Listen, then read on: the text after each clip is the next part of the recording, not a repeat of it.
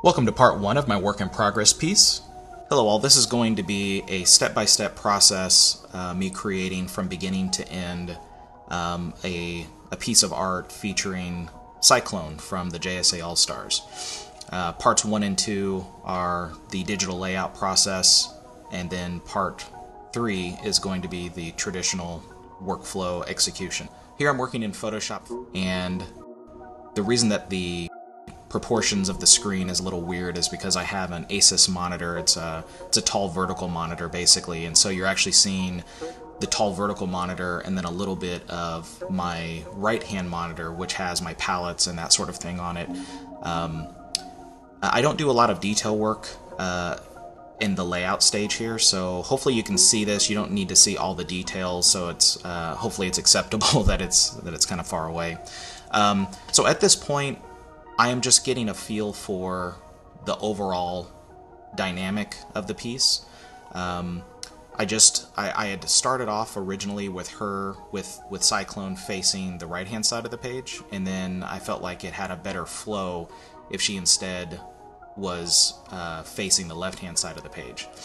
What I'm doing here is I've shrunk down the I've gone down to like 25% or something of the size of the piece so that it's small on my screen, so that any silhouette that I come up with will hopefully be a dynamic one. In other words, I'm drawing very small on the screen so that if the gesture still looks good at that size, it should look dynamic even if we're, on the full size 11 by 17 paper.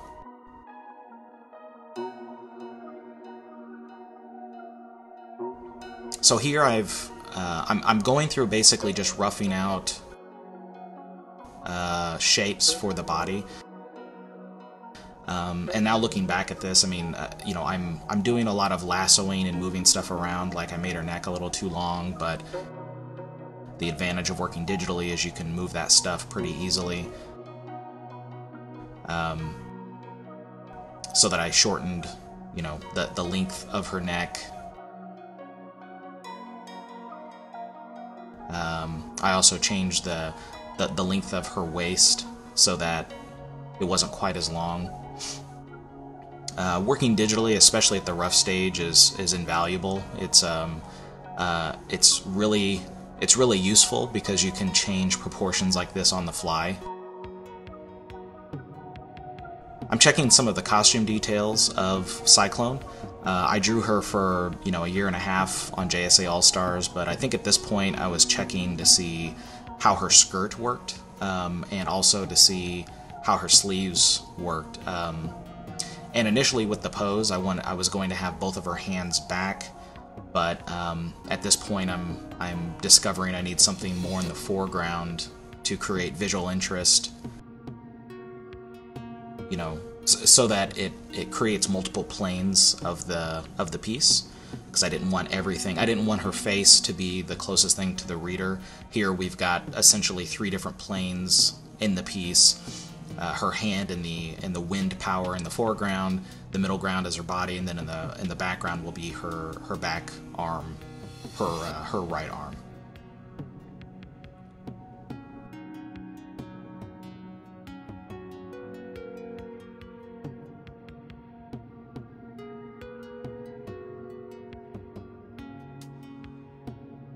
Although I'm concerned with proportions the whole way, I'm more trying to get the dynamics down, and flipping it in reverse occasionally will let me make sure that the layout of the piece still works.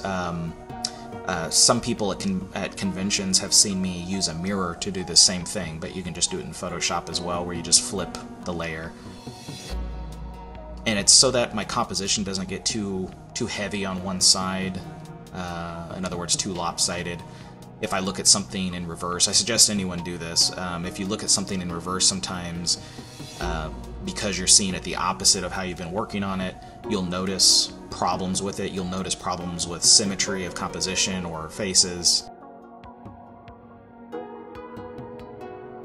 Here I've also changed where Cyclone's right hand would go. I've made it I made it back behind her. I made it so that it's back behind her body instead of coming out the front. And I just changed the direction of her hair because I figured that her using her wind power, I could basically do anything I want because she's making a cyclone or a vortex, but it would make more artistic sense to have it blowing away from her power signature, her energy. And also having it move up and to the side like that kind of balances out the composition. Here I've essentially created a Z in the composition, which is pleasing to the eye. From the upper left-hand corner, you'll be looking at her hair down to her face, and then the crook of her knee makes the bottom part of the Z. So all of that was essentially the roughest part of the layout, and now I'm pretty happy with the feel of that. And although I'm going to be tightening up and fixing some of the other some problems with proportions and that sort of thing, so I'm happy with the dynamics. And now it's more about getting tighter with the proportions, correcting problems with anatomy and that sort of thing.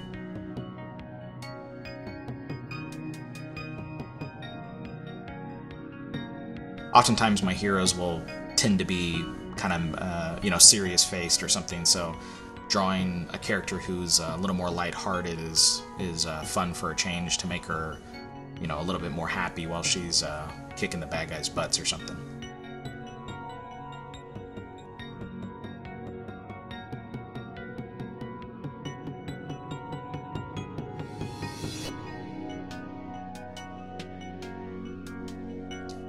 When drawing female faces, it's important to not go too angular. Sometimes I've noticed, looking back at especially my earlier JSA All-Stars work, that I had a tendency to make women's faces a little too angular, and that can sometimes take away from the femininity of the face.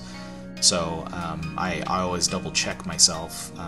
And here it's still a little angular. I end up kind of softening and rounding it out by the end of the piece even further, but I make sure, to try not to let the angular nature of it take away from the pleasing, what I would hope is a pleasing face to look at. I want her to still be attractive.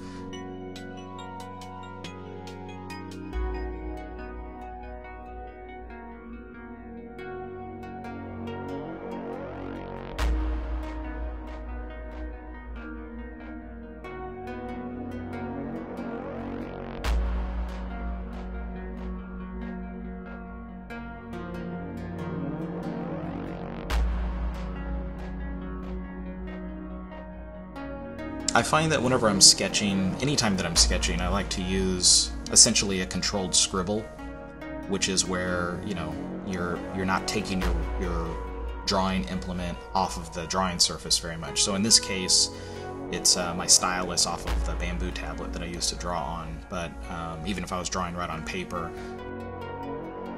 I just keep kind of scribbling in a way that eventually I can reinforce scribble lines that I like and make them darker and clean things up so that the pressure's not on for me to make the final line the first time. In other words, I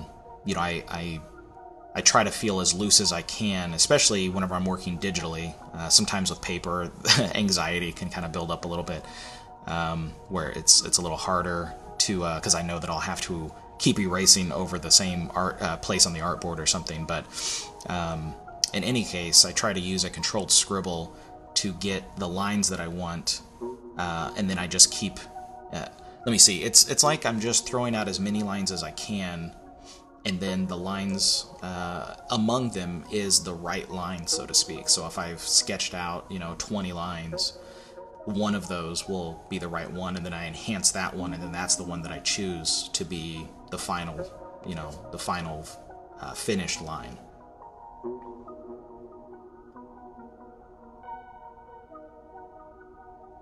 In Photoshop, I'm using, I'm always sketching in black, but I'm using a light blue hue saturation adjustment layer to make everything underneath it appear lighter and bluer. So as I continue to stack, these, adjustment layers on top of each other, those initial really sketchy rough lines that I created at the beginning will become, lighter and lighter until they're almost no longer visible. I could still refer back to them if I needed to.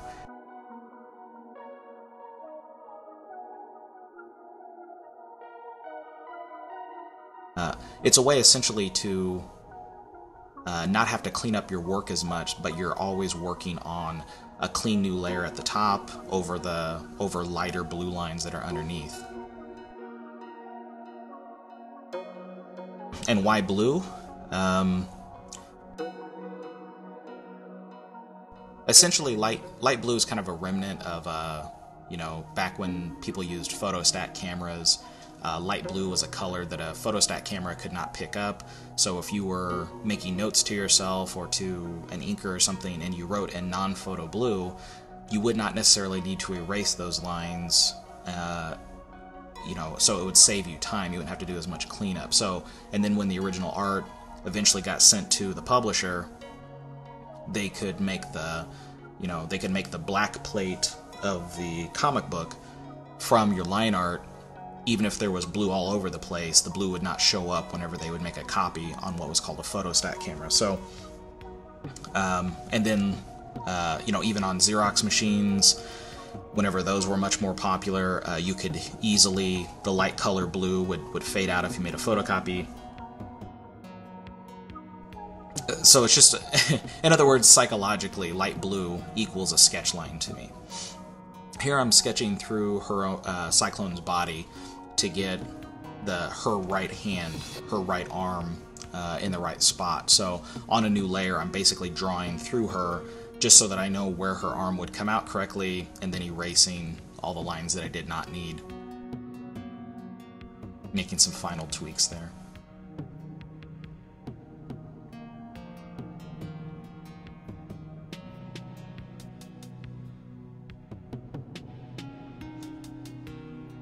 Here's another effort to soften her face. Made her nose a little too long earlier, so I just selected it and brought it up a bit, so that her nose would, she'd have a little bit more of a youthful, feminine feature.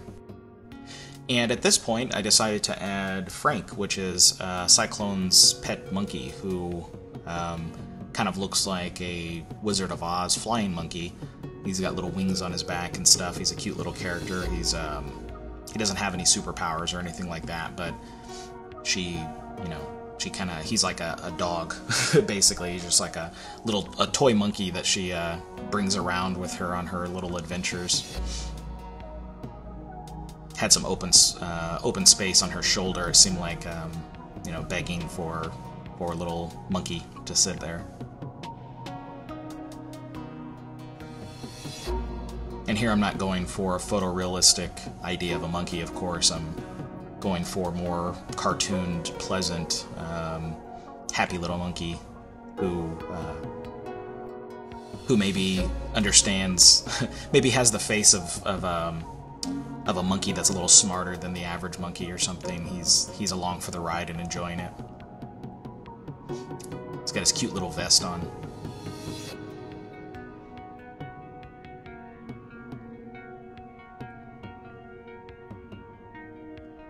Monkeys are always fun to draw. Anything that's human-like, you can kind of get a little creative with the anatomy, and it still kind of works. So that's one of the reasons that artists like to draw primates, because they're human enough to still apply the same anatomy rules, but you can exaggerate stuff and still kind of get away with it. It's a little easier to draw primates than it is to draw horses or something, where the anatomy rules don't, they no longer make sense. To draw a horse, you have to understand anatomy, a whole nother set of anatomy rules, basically.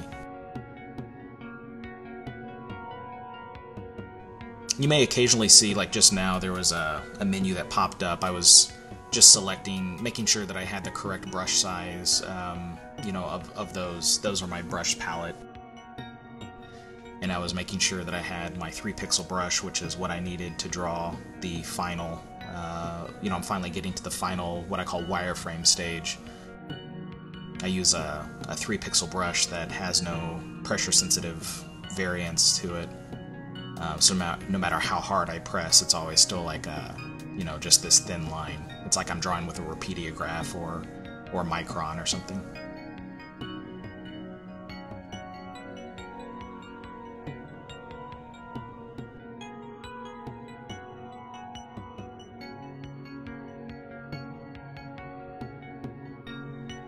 Here, whenever I'm drawing the smile, you might see that I drew an incredibly straight line. That is achieved in Photoshop just by clicking at the beginning of where I want the line to start, then holding the Shift key, and then clicking where I want the end of the line to be, and Photoshop will draw a straight line between those 2 points. And if you do it in small enough steps, you can sometimes control, like there I'm doing it on the outside of her cheek. It looked a little too blocky, but you can, if you do it in small enough steps, you will get what looks like a pretty natural, you know, nice curve to it without it looking too choppy. You can get a similar, it gives you a similar effect to if you were using a path or something in Photoshop or Illustrator. It just allows you to have a really steady line, and it's something that I use quite a bit.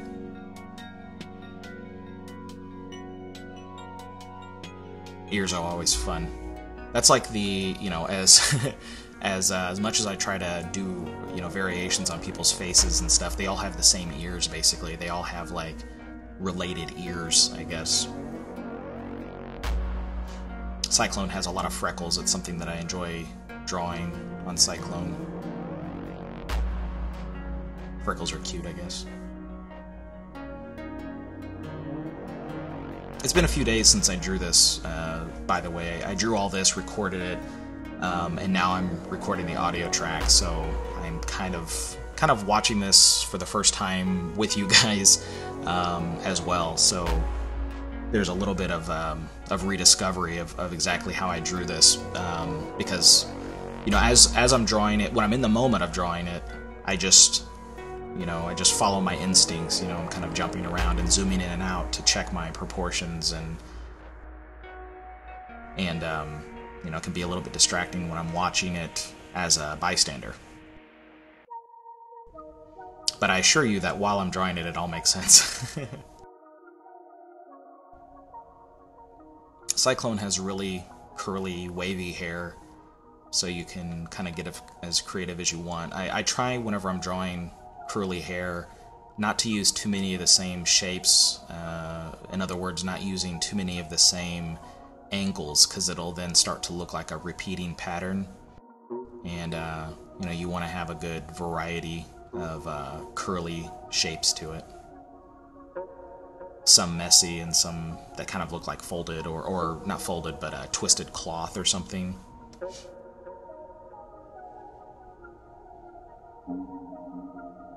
When Cyclone first started out, she had a kind of like a witch's hat on. It looks kind of like a cylinder, or not a cylinder, but like a cone shape on her head. And it was my goal throughout drawing JSA All-Stars to essentially use her hair to replace that shape on her head. I would rather draw, you know, a big cone shape of hair than to draw the witch's hat. There was a couple times we drew it almost as a... There's a couple times that we made sure to include it in the book, and it was actually kind of as a throwback or a reference to her initial appearances, or kind of as a joke, I guess, because I think she looks better without the actual hat on. The silhouette or the shape, you know, her costume shape or whatever, still kind of achieved with just doing her hair in the same way.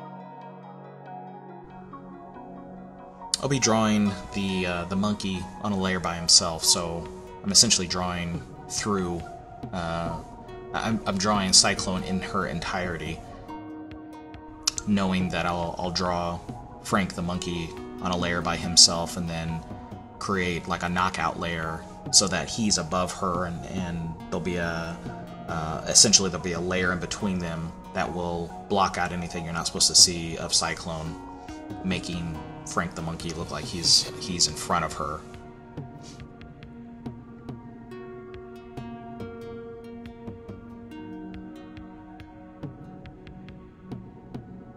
There's a certain shorthand that comes with drawing, well, no pun intended, a certain shorthand that comes with drawing hands at this angle that I've looked at photo reference, I've taken photo reference of my own hand at this angle, and it doesn't look exactly like this. This is just sort of a more dynamic, cartooned version of the hand. And it's one that, you know, I think comic book artists have used enough that people accept, even though it's not photorealistic, it still makes sense as a hand, you know, a dynamic energy hand kind of extended out towards the reader.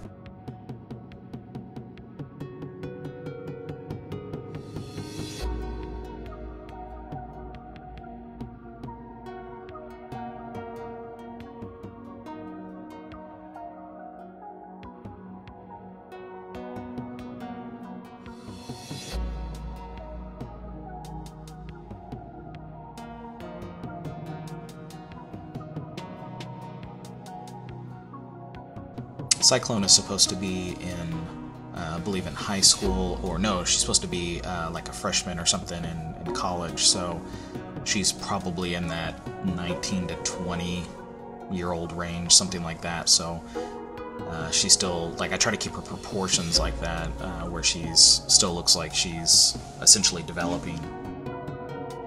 Here I'm using a path to create a smooth line for the outside of her hips and thigh.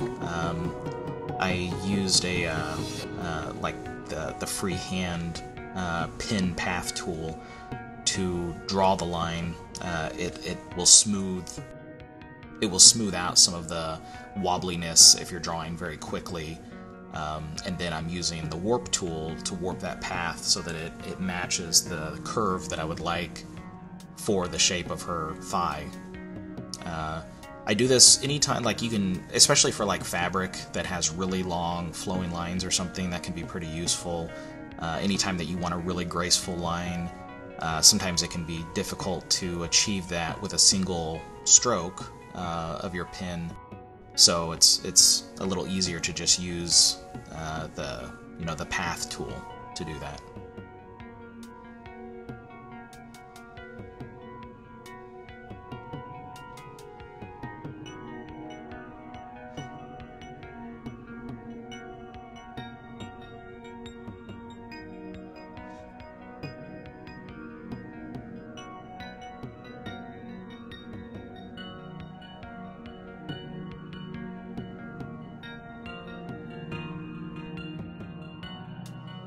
On a layer below the finished wireframe drawings that I've done for the rest of Cyclone, I started re-sketching out the shape of her sneakers, just to make sure that I knew exactly where the seams would be, and like the tongue of the shoe, as well as the heel and that sort of thing.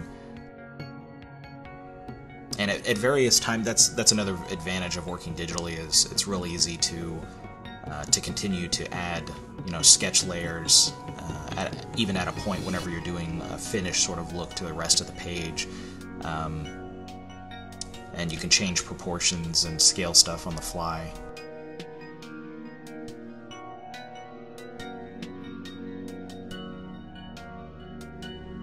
Here I'm using a lot of that, clicking to start a line, then holding down Shift, and then clicking where I want to end the line, so that I can make fast, smooth sort of shapes.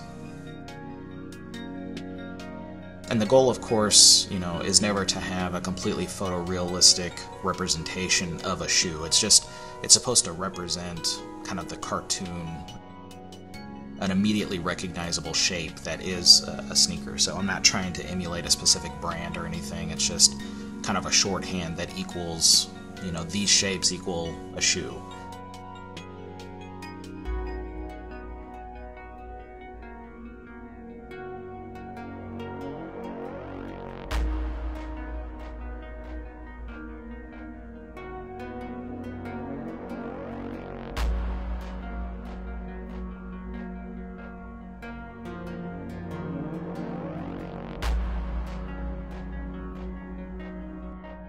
Now I'm working on where I want her laces to be. So I've made a new layer, and then I'm using a kind of blobby, you know, 9-pixel pressure sensitive brush so that, you know, the harder I push, the larger the brush is, creating essentially where her laces will go. I'm creating this in black because I have an action that will, I have an automated action in Photoshop that will take anything I've drawn in black and will create a white shape out of it that has you know, a black outline around it. I have an action set that I sell from my website. If you know, I have a video basically that talks about this, but it's pretty useful. I use it quite often. It's really useful for laces and tatters and ropes and that sort of thing.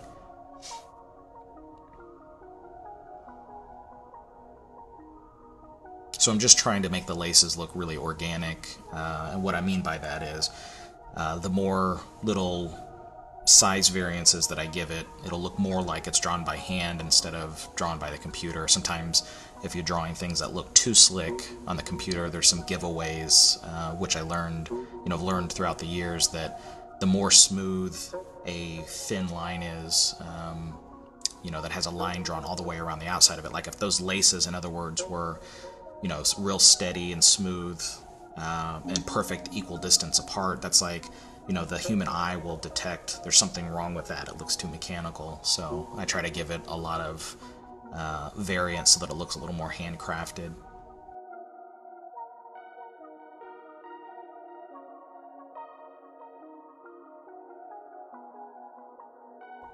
Here I've joined the laces together on their own layer, and then I'm kind of breaking up some of those steady lines that I would, you know, break it up a little bit just because that's how my instinct would be, so I want to emulate that here.